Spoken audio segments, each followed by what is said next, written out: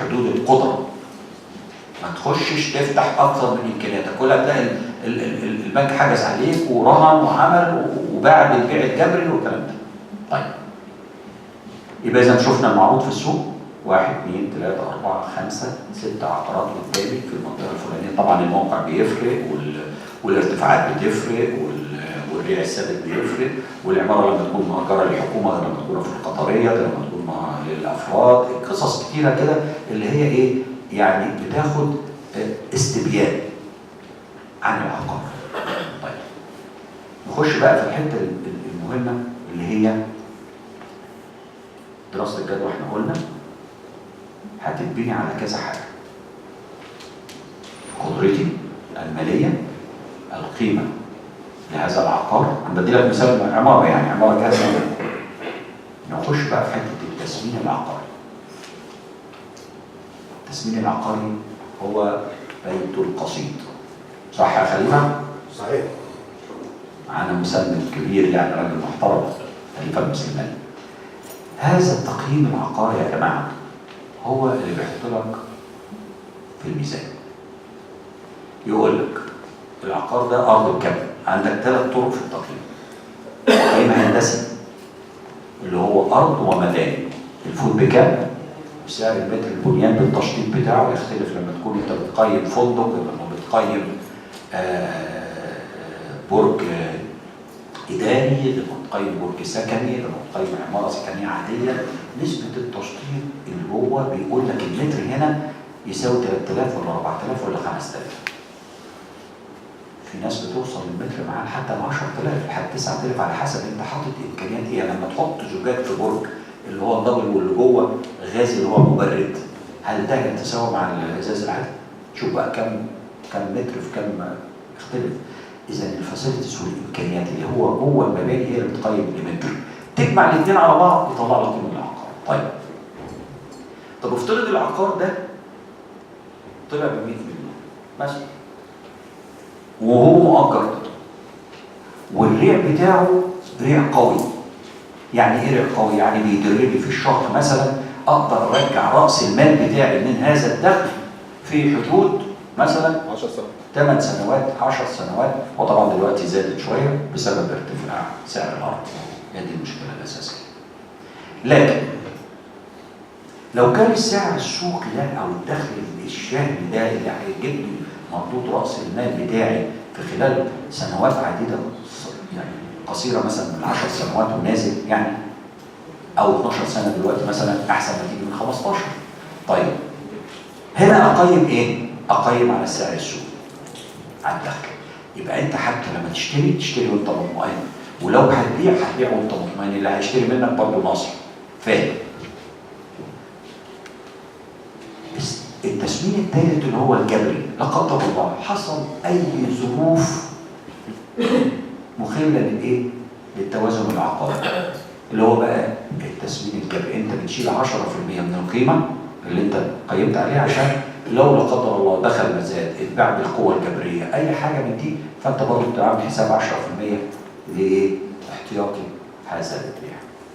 إذا هنا عرفنا أن التسمين العقاري هو أحد الأسس والعناصر الرئيسية في اختيار العقار. وبعدين خد بدل نقيم 1 خد 3. هقول لكم على حاجة حصلت أول امبارح. شخص معين ربنا يبارك له ويزيده ويزيدكم جميعا، حب يستثمر في مكان ما في تركيا. حلو. وداخل بقوه، راجل مليء ما شاء الله ربنا يبارك له، وداخل بقوه. عنده مشروع معروض عليه ارض وعليها رسومات وعليها ان القيمه اللي طالعه منها في المباني بالشيء الفلاني. انت داخل على مستوى الناس اللي بيبيعوا لك عامل لك كل اغراءات الدنيا. انت عايز اكتر من كده؟ انت عندك ارض اهو، وعندك مشروع مكاتب ومشروع سكني ومشروع فندقي 3 4 ومحلات ومول تحت. بالله عليك لو انت مستثمر معاك الفلوس، الواحد يعاني يسيب، صح ولا لا؟ شيء مغري. طب يا عم انت جبت سالت سؤال، ما هو جالي كاستشاره يعني. قول له يا عم انت، طيب انت يعني داخل في الموضوع ده بناء عليه؟ قال لي عاملين دراسات وجابوا مكتب هندسي وعملوا دراسات ومش عارف ايه ودي ارقام ومكتب محاسبي ومش عارف. قلت له طب حلو، مين اللي عمل الدراسات دي؟ قال لي هم وجوجل. قلت له طب اقول لك خد نصيحتي وجهي، انا مش عايز منك حاجه، عايزك بس تذكرني بالخير وتدعي لي لو ان كلامي ده طلع مظبوط. قلت له روح هات انت بنفسك مكتب تاني استشاري ومكتب محاسبي وانت اللي تدفع لهم الفلوس، مش عمليه تخوين، لا، ولا عمليه ان انا ما بثقش في الناس. وليطمئن قلبي، مش غلط. ادفع شويه زياده، انت بتتكلم في يعني بالعربي يعني المشروع داخل في مليار، فانت داخل في بمليار وانت اعتمدت على كل ما فيه.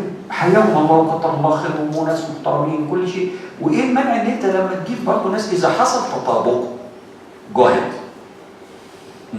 طب لو ما حصلش تطابق نراجع الميزان بقى تاني. يبقى انت حاجه من اثنين، انت مزود في المباني او مزود في قيمه الارض او مزود في العائد اللي المفروض يجي لي، وانت في نفس الوقت ايه؟ ما انتش ضامن. ايه الضمان اللي يجي لي بقى؟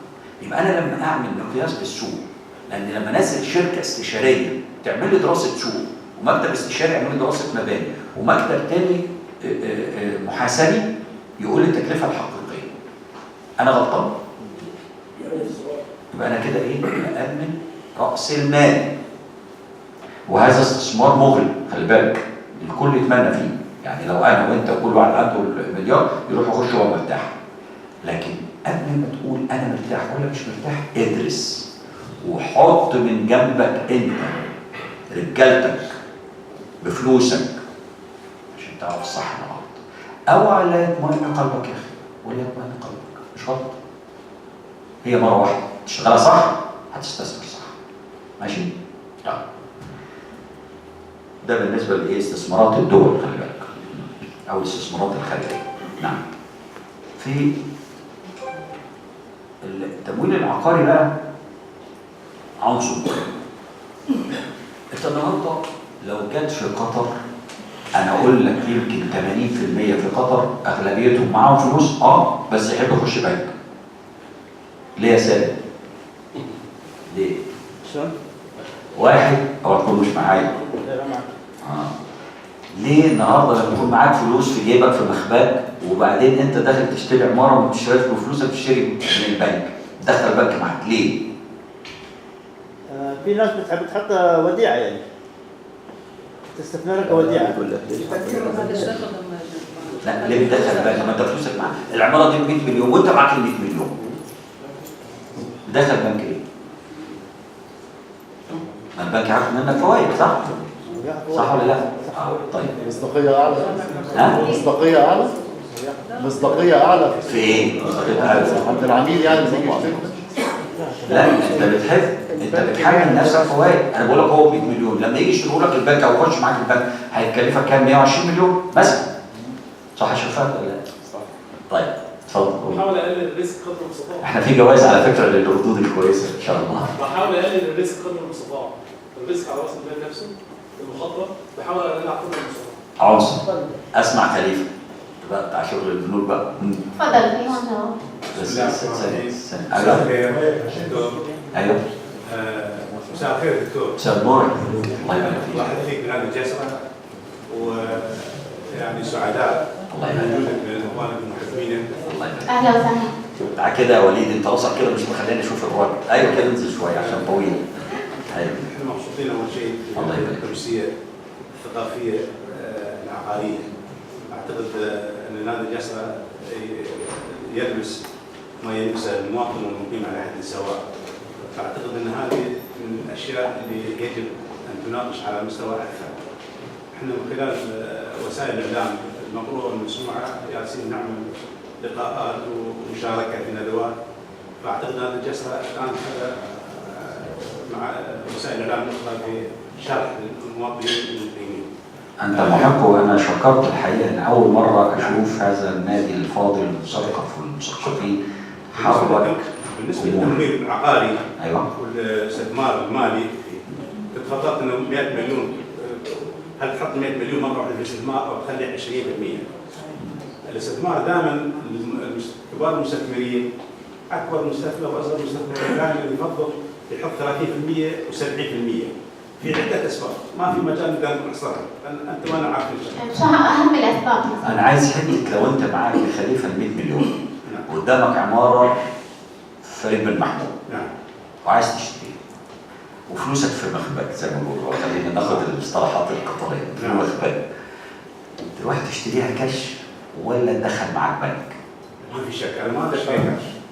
ما شيخ اشتري وجاهه شيخ وجاهه عايز اسمع بس ايه؟ لا ما اخذها كاش، احط 30% وامور 70%. ليش؟ حلو ايوه ليه بقى؟ لا انا افضل، لان انا اشتغل في الاموال الثانيه، بدل ما اشتري عقار واحد اخذ 7 عقارات 5 عقارات بال 100 مليون. يعني تقدر تقول الخلاصه انك رغبت التسهيلات طبعا ما في شك. عشان تحتفظ بجزء من راس المال لعلك ان تخش في عماره ثانيه. انا اكثر فرص صح 4 عقارات مع بعض نفس الوقت.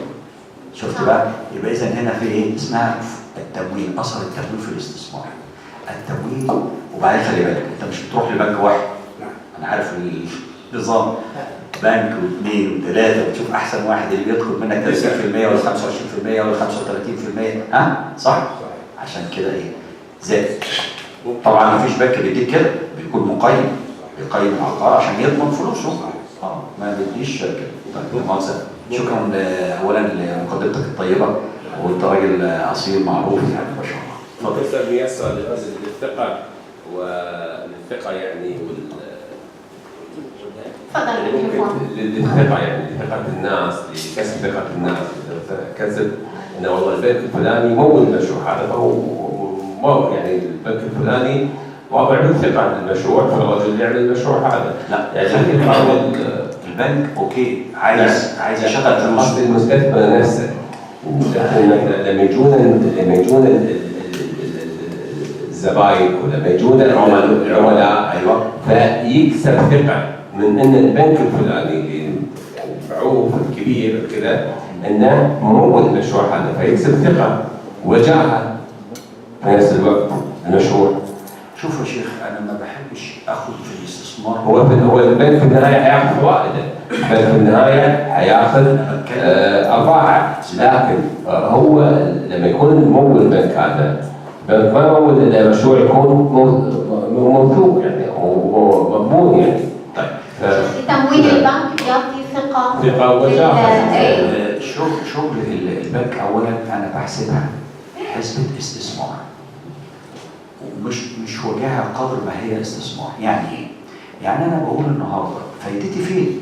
ما هو البنك بيدور على فايدته وبياخد منك، صح؟ مش بيديك وكيلات، صح؟ طيب اذا انا كمان من حقي هنا بقى ليه بوعي هذا الكلام؟ انا من حقي يعني في حاجات صغيره، مثلا حاجه مثلا ب 15 مليون، ايه لازم تخش بنك؟ خلاص، لان دي مش هتحملك حاجه. انا اخش في الحاجه اللي فيها يعني قدرتي ان انا يعني اخش فيها، بس مش هخش نسبه مخاطر كل مره واحده عشان اسيب لنفسي متنفس ان انا ممكن القط حاجه ثانيه جنبه اللي هو اللي قلنا عليه التنويع. اوكي صح. في سؤال هون. تفضل استاذ خالد تفضل. انا طبعا هو المفروض ان ما بنفتحش الاسئله، بس دايما المناقشه في الاخر في نوع من عشان الناس ما انا عايز اقول نقطه على نفس اللي حضرتك بتقوله دلوقتي. افندم عايز اقول نقطه على نفس اللي حضرتك بتقوله دلوقتي، نقطه مهمه. ليه انا بروح بنك؟ اوكي لحظه جاي لك استاذ، بس تعطيني الميكروفون. نفس الموضوع مش في نفس الموضوع. اتفضل. انا بروح للبنك اولا بضمن السعر العادل للعقار، لان في فوضى في التسمين. انا ممكن اروح كفرد فانا اقبل مش هاخد السعر العادل، لكن البنك عنده خبراء او مسميين فهيجيب لي على الاقل خالص السعر العادل للعقار. طب تاخد الوقت بتاعي. اولا بنك او غير بنك تبقى غلطان لو انت ما دخلت، ودي غلطه صح يا خليفه؟ دي غلطه، دي ناس كتير بتخش يقول لك لما البنك يساب، انت افترض ان انت عايز تشتري واحد، ما تجيب مسمن يكمل لك واحد واثنين وثلاثه. اصل شوف اي شغل في الدنيا، انت لو تتذكروا المشاكل اللي حصلت في مصر اللي هي بتاعت نواب القروض والبنوك فلست بسبب ان عقار ب 10 مليون وعملوا لك 20 مليون 30 مليون. طب وبعدين حصل عدم قدره على السداد، يجي يبيع العقار اللي محسوب عليه 30 مليون ما يجيبلوش مثلا 7 مليون. شفت بقى بتخسر فين الفلوس بتروح ازاي؟ السعر العادل هنا يعني المفروض دي جريمه لو هو اعطيه غير التقييم زي ما ذكرت حضرتك. شوف مثلا في زجاج شوف في مقومات. شوف المفترض ان الرجل المقيم العقاري راجل خبير وراجل المفروض ان في شفافيه وفي نزاهه، وان احنا بنقول ان الرجل الذي يقيم العقار هو مؤمن من طرفين، لا تظلم المالك ولا تظلم البنك. قول سعر السوق، لو ما تعرفش قول ما اعرفش احسن. خد بالك؟ ولو اتخلط عليك الامر استشير شغل، ولو خلط عليك الامر خش على السجل العقاري وشوف اخر سعر في المنطقه دي اتباع هناك بكام حتى يطمئن قلبك. وبرضه فيها نيجوشيشن، لان في ساعات ناس خليفه بيقولوا السعر عشان ما يدفعش السوق اقل، بس ساعات بيقعوا في مشاكل. خلي بالك لما يختلفوا بقى بيقولوا لا انا بعت لك بكذا، لا يعني عشان كده لازم يكون في صدق كامل في مسيره الشراء والبيع. عايز اقول لحضرتك انا ليه بروح بنك. نفترض انا قدامي مثلا فيلا قيمتها مليون ريال مثلا. لو انا النهارده دفعت المليون ريال، انا النهارده دفعت مليون ريال، لو عدلتها مثلا بقيمه ذهب بمليون ريال يبقى عندي قيمه معينه من الذهب مقابل المليون ريال. لكن لو انا رحت البنك خدت منه 700,000 مثلا وسددتهم على 20 سنه، هبص ان انا هلاقي ما دفعتش مليون في الحقيقه كقيمه موازيه، هلاقي جايز دفعت اقل من لو كنت دفعت النهارده. فهمت حضرتك النقطه ازاي؟ يعني انت بتتكلم بتلعب على فرق السعر على فرق السعر بالظبط. يعني انا هاخد قسط بعد. طب ولو حصل العكس؟ لا مش هيحصل، عمره ما يحصل العكس. لا اقول لحضرتك العقار الزياده ورقه اساسا يا فندم. انا اخدت العقار بقى ملكي واخدت المليون من البنك دفعتهم في قيمه العقار. معلش انا بقول لك ان التمويل شيء مهم جدا من جوانب الاستثمار ولا خلاف عليه، احنا مش مختلفين. انما هنا الكلام اللي انا باخده من البنك ده هيعورني ولا لا؟ شفت بقى؟ لا يمكن يعورني. امتى بقى؟ لما يكون انا واخد شيء لقطه كويسه وسعر كويس. ان انا انت تعرف ان في امريكا بقى اللي انت بتقول عليها دي بيعملوا ايه؟ ده بيشتري النهارده وبعد شهرين ثلاثه بيبيع بيكسب. ايه رايك بقى؟ مجرد انه يسجل العقار باسمه يروح عامل عليه يروح منقل العقار لواحد تاني ويكسب فيه فرق سعر. خلي بالك. فدي حركه بتختلف من ولايه لاخرى ومن بلد لاخر. احنا بنتكلم دلوقتي على الاستثمارات جوه قطر، لان يهمنا التوعيه والافصاح كيف نقوم بالاستثمار العقاري داخل قطر. بناخد شواهد من امريكا زي ما اتفضلت، ناخد شواهد. ما جبت سيره امريكا يعني ما انت جبت سيره مين اللي بتقول سيره مليون فين؟ قلت هنا في قطر. في قطر هنا. ليه؟ طب انا اقول لك حاجه، احنا نروح بعيد ليه؟ البر. ايوه البر دي ما مسموح فيها الاستثمار لكل المقيمين والاجانب واللي بيجي من اخر الدنيا وكل حاجه. انا معاك ان هو شوف السعر كان كام، ابتدى بكام والنهارده بكام. زائد حضرتك ان انا مثلا لو هدفع قسط بعد 20 سنه، افترض القسط عليا 20,000 ريال كل شهر مثلا. بعد 20 سنه اخر قسط ال 20,000 ريال دول مش هيشتروا لي اي حاجه، ويبقى قيمتهم قليله جدا. تمام. انت بتتكلم على استثمار، اهم حاجه اللي انت بتجيبه ده بيجيب ريع ولا لا؟ هو ده السؤال اللي انا عايز اساله لك. اشتريت حاجه ثابته عشان لما بتبيعه جاب لك فرق، ولا اشتريت حاجه بتدر لك دخل اللي انت ممكن تقسط منه؟ هي ممكن انا ممكن احتفظ بيه استخدمه ليا استخدام شخصي او اجر، مفيش مشكله. طيب بس انا بتكلم على ان انا الاستثمار الشخصي اللي هو قلناه في الاول، اللي هو الاستثمار الشخصي المدروس. مظبوط. النقطه ان انا لما تدخل بنك ولا تخش بفلوسك انت حر، بتبقى عارف ابعادك ايه. المهم لا تحرج نفسك مع بنك، عارف هتدفع له القسط امتى، ولو اتاخرت عليه بيزود عليك فوائد، وبتخش بعد كده في مشاكل لا قدر الله، وتخش بعد كده تتحجز عليه وتتحط في المسائل. يعني حضرتك بتفضل اللي معاه فلوس يشتري على طول ويدفع كاش لا ولا ياخد لا يعني ياخد القرض بما يوازي ان هو ما يتعورش من القسط. صحيح تمام. مظبوط. طبعا. كده اتفقنا؟ تمام. ادي ميزه المناقشات اللي هي بتفتح باب الاستثمار عشان ما حدش فينا يقع في استثمار. بالنسبه للاخوان المقيمين العرب وغير العرب، بالنسبه للاخوان المقيمين العرب وغير العرب يحق لهم التسجيل في 3 مناطق في دوله قطر. نظام الليس 99 سنه الثمن هم 18 منطقه. لا غير 18 منطقه. لا احنا نتكلم عن 3 مناطق، ال3 مناطق مشان اللي معروفه حق الناس. 18 منطقه ما حد عارف عنها شيء. لا عندك المنتزه والسد يعني هم 18 منهم القرار الاميري.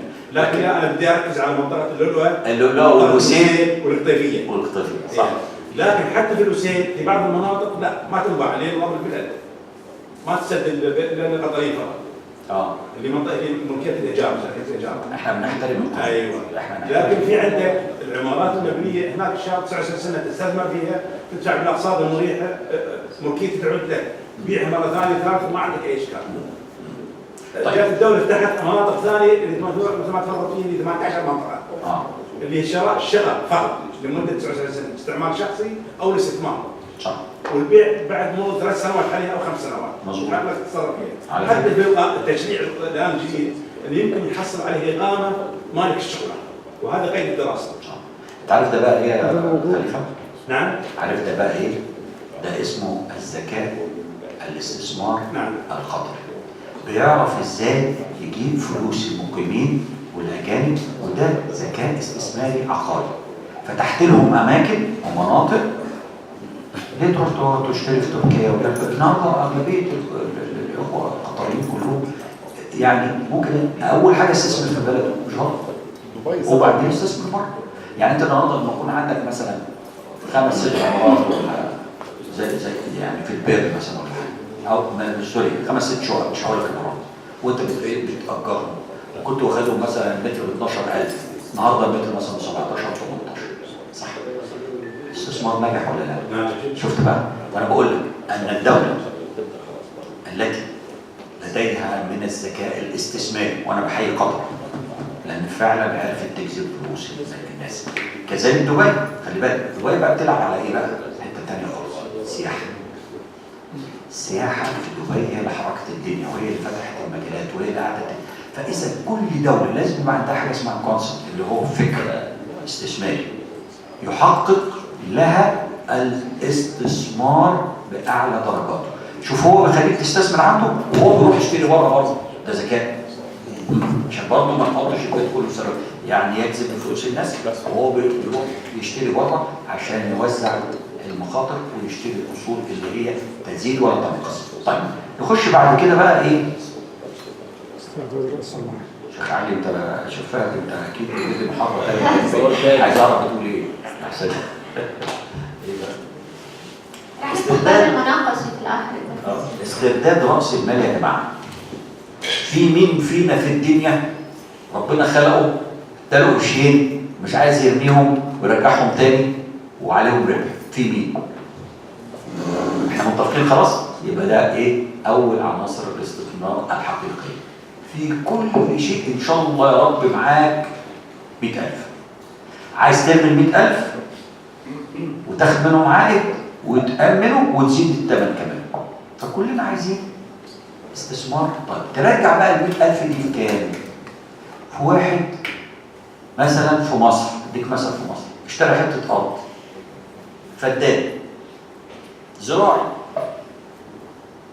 شويه وراح طالع قرار. طبعا دي بتبقى حظوظ يعني، الا اذا كان هو بقى نفس كده وعارف الدنيا هتمشي ازاي وواصل بقى مع بتوع المحافظ المحليات وبتاع. لكن دي بيقول لك ايه بقى؟ يقول لك ده راح داخله تخطيط. الله، ده انت بعد ما كنت واخد الفدان مثلا ب 200,000 النهارده الفدان يعمل معاك مثلا 700 800,000. ليه؟ لانك هتبيع بالمتر. ده اذا دخل كده. فده استثمار مبني على الشانس، ما هوش مدروس قوي، لكن هي حظوظ. في المدروس ان انا بقى عايز اشتري مثلا في التجمع الخامس ولا في الشروق. طب اشتري هنا في الوكيل ولا اشتري في العمد ولا اشتري فين؟ هو ده اسمه الاستثمار المدروس ايضا والمحسوب. مش على التشانس يعني. صحيح ان يجي ممكن قدام يجي شارع انت مشتري فيه فيلا تبص ده فتح ايه قال لك ده بقى تجاري، اتنقلت على طول اضرب في 3 أو في 4. صح. وبالمناسبه انا في هذا المجال ناديت انه يجب عشان تحل هذه المشاكل التجاريه وسعر المحلات التجاريه اللي ارتفعت اللي بتؤثر علينا كلنا وكله بيدفع زياده ويروح محملك انت يا مستهلك. فهذا التضخم غير مرغوب ان يكون في دوله قطر التي تعتبر جاذبه للاستثمار، لان ده فرق قيمه غير مستحسن ان يكون. ليه بقى؟ الدول اللي جنبي لو هي نزلت الاسعار تلاقي الناس تقول لك والله انت عارف الاستثمار وراس المال جبان، ما بيخاف ما ينزلش في الحته اللي يكون متامن منصان واخد كل ضماناته واخد كل ارباحه العائده بشكل كويس. فانت بيبقى عندك فرصه والفرصه البديله. ادي فرصه والفرصه اختار بقى. فعشان كده احنا بنقول الدول التي تجذب، الدول التي تحقق استمرار راس المال وتامينه واعطاء الفايده في اقصر وقت ممكن. يعني النهارده انت لو جيت سعر الارض النهارده اللي وصل في مناطق زي مثلا الخريطيات ومناطق ده وصل كام خلفها 300 و400 مش كده؟ 400 دي اللي كانت فاكر تتباع بكام؟ كانت ب 8 ريال و5 ريال. فانت كل الفارق ده زي يزيد، ما قلناش لا 100 150 ما بقاش 150 حرام. ده بقى بيحملك انت يا مستثمر لما تشتري حته ارض وعايز تبني عليها فيلا وعايز تاجر هتروح تقول للمستاجر ايه؟ الفيلا بكام؟ 17,000 15,000 مين هو اللي يدفع 15 16؟ يبقى انت حطيت في فلوسك في حاجه مش هتجيب لك المردود المتوقع. اذا لو الارض نزل سعرها كل الاستثمارات والقيمه المضافه اللي عليها هتكون في احسن حال وتكون الدوره الاستثماريه سريعه انت تعرف تاجر كان زمان تدور على بيع ما تلاقيش برضه وكنت بتاجر ب5 و6 خالص. لكن تعالى شوف انت كلفتها كام؟ 1,800,000 صح؟ النهارده بتكلفك 2 مليون 3 مليون. فاذا احنا لابد ان يكون عندنا وعي استثماري في كل بلاد العالم، في بلدك في قطر كل الفرص المتاحه. وبالتالي نقول يا جماعه الاستثمار ما يعرفش يجامل. استثمار يعني استثمار، حط قرش ابقى عارف هحطه فين، هجيب ايه، هعمل ايه، هيجيب لي امتى القرش يرد عليا تاني وهكذا. هنا بقى حته مهمه جدا اوعى يكون حد نام مننا لان اللي جاي ده مهم. العنصر القانوني. استاذ عماد فين؟ مستشار. العنصر القانوني الذي يحمي اولا العقود اللي هتعملها واللي هتشتري بيها. ما تروحش كده تروح جاي عامل عقد كده يلا ماشي كلنا على البركه وكل حاجه، بس ربنا بيقول لك ايه؟ اعقلها وتوكل. العقد ده يضمن كل حقوقك. لو هو تراجع في السعر يبقى كام؟ طمع فيه زياده تعرف تلمه ازاي؟ يبقى لازم محطوط بنود في شروط جزائيه. واخد بالك؟ لما تيجي تشتري لازم تبقى الجانب القانوني ميسر لك، مش ميسر انا يعني ميسر لك عشان تضمن ان تكون حقوقك والشراء بشكل غير قابل للتردد او التذبذب او تفتح مجال للشيطان يخش بينكم. فاذا المستشار القانوني وتفسير البنود مظبوط، والشراء اذا كان على مراحل ولا شراء عن طريق بنك ولا شراء، كل ده يتحط بشكل عقود واضحه وصريحه. اذا الحمايه القانونيه تكمل المسيره اللي احنا بديناها من اول دراسات الجدوى وبعدين التقييم العقاري وبعدين التمويل كل ده اساليب علميه. احنا مش بنالف، احنا بنقول خبرات يعني منتقاه ومدروسه والسوق علمها لنا والعلم علمها لنا. يجي بعد كده اداره الاستثمار. شوف بقى الحته دي هتعجبك بقى. خلي بالك عشان فاهم الحته دي. ممكن اشرب ميه عشان الاستثمار الجديد ده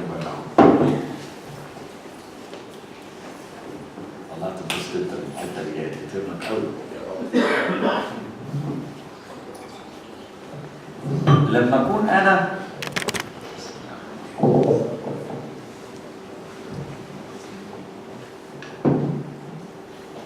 انا عندي استثمار مورث تاني، لما اكون انا عندي استثمار انا ورثته جاهز، تعبت فيه؟ لا ما تعبتش فيه. الله يدي العمر للجميع ويبارك للجميع، ولكن سنة الحياة. ورث هذا العقار أو هذه العقارات أو هذه المحافظ العقارية مجموعة من الإخوة. كيف تحافظ على هذا الورث وكيف تديره؟ بالله عليك.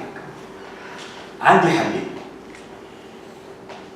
أضيع الورث وأفتته ونخش في خلافات ومشاكل تعالى خير، أو أحافظ على هذا الورث وأنميه وأديره خير إدارة. في حد مختلف معايا كده؟ المختلف يرفع إيده عشان نتناقش. إذا آدي دور الإدارة، وعندنا من العائلات كثيرة في مصر وفي قطر وفي لبنان، كل دول العالم الورث يا إما ينمو ويحافظ عليه يا إما يتفتت ويضيع ولا يدار بالطريقة السليمة. مش ده استثمار ضائع أو ممكن يكون استثمار ناجح. ليه بقى؟ لازم يبقى عندك حد ليدر قائد مسيرة، يجمع اخواته، يجمع الناس، ويبطل دخول الزوجات في المواضيع عشان هي اللي بتقلب الدنيا.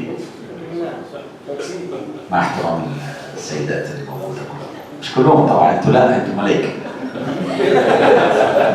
يا عم مش عايزين مشاكل. فاذا الاداره القويه، واحد من الاخوات، وانا هديكم يعني امثله في قطر الحقيقه كتير وفي مصر وفي عائلات بالكامل، من اخواته يا جماعه عايزين ايه؟ عايزين نحيي هذا الورث ونديره باستثمار ناجح. نعمل ايه؟ خد الحته دي بقى وبادعوا لي عليها. ربنا يديكم الصحه جميعا ويبارك لكم فيما تملكون وفيما ترثون. عمل حاجه اسمها شركه قابضه. شركه قابضه، عجبك الكلام ده؟ انت بالذات راجل مستثمر كبير يعني. شركه قابضه دي تجمع كل هذا الورث ويدار لصالح الورثه ويقسم بالتقسيم الشرعي. بس هو مين البطل اللي هيخش يدير هذا الورث وينميه؟ انا عندي حته ارض فاضيه، طب ابنيها ايه؟ وابنيها ازاي؟ واحد يقول لك لا انا ماليش دعوه، اديني حصتي. ما انت فتت الورث، انت عملت زي بالظبط حته كيكه وكل واحد راح منتش هنا وهنا وهنا، باظت الكيكه. فين الكيكه؟ مش هنا. كل واحد خد لوحده؟ لا. طب لو خلي الكيكه دي بقى صورها وعملت عليها برزنتيشن وطورتها وحاجه بقى الكل بقى يعني بياخد منها على القدر الذي يكفيه، مش ان احنا نقطعها كده. اذا الاداره الناجحه للاستثمار تحقق تطوير هذا الورث